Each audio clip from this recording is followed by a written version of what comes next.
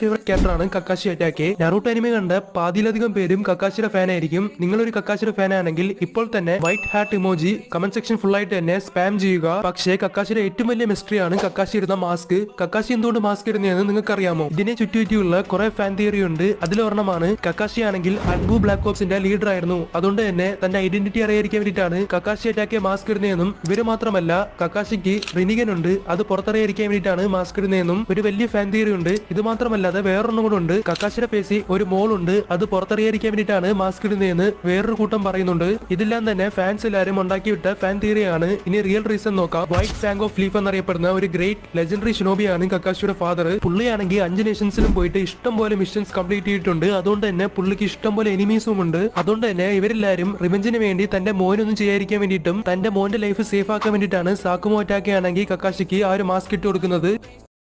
Naruto anime തന്നെ one of the fan favourite ക്യാരക്ടറാണ്